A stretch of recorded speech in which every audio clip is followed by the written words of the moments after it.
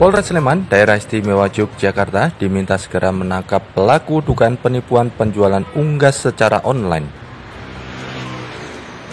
Kasus yang telah dilaporkan di Polres Sleman dengan bukti laporan nomor LP-B-806-6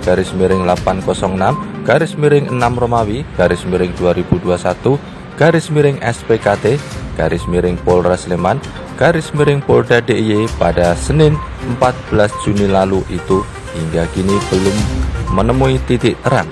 Agar kemudian segera memproses dan menangkap dugaan penipuan penjualan unggas secara online yang kemudian sudah dilaporkan oleh klien saya.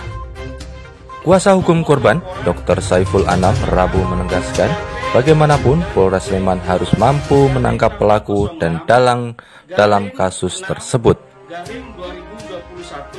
Sebagai institusi penegak hukum di wilayah, Polres harus mampu menjadi pengayom, pelindung, dan pelayan bagi masyarakat. Saya berharap kepada Polres Sleman agar kemudian segera menangkap terhadap pelaku dugaan penipuan online, dalam hal ini penjualan unggas secara online yang kemudian sudah dibayar oleh klien kami, akan tetapi sampai dengan saat ini belum dikirim atau terjadi penipuan yang sangat masif oleh pihak-pihak yang mengaku melakukan penjualan unggas tersebut. Untuk itu, saya berharap kepada Kapolres Sleman untuk kemudian dapat bekerja sama dengan pihak-pihak kepolisian lainnya agar kemudian bisa melacak terhadap pelaku dugaan tindak pidana penipuan penjualan unggas online yang dilakukan oleh pihak-pihak yang tidak bertanggung jawab.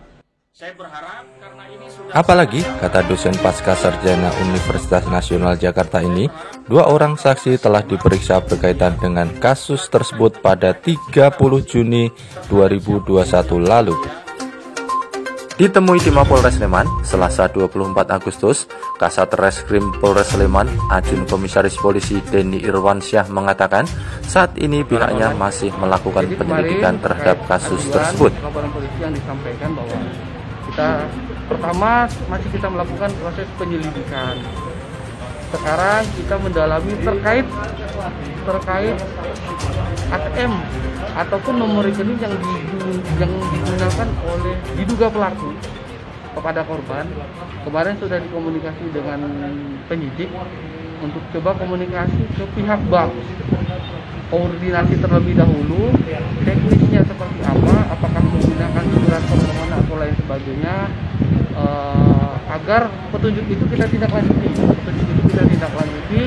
supaya kita bisa melihat dulu uang ini yang diduga hasil kejahatan tadi apakah digunakan oleh mungkin orang yang tinggal di sini ataupun mungkin yang di luar. Sementara itu yang kita dalami, sampai sejauh ini kita belum dapat update-nya.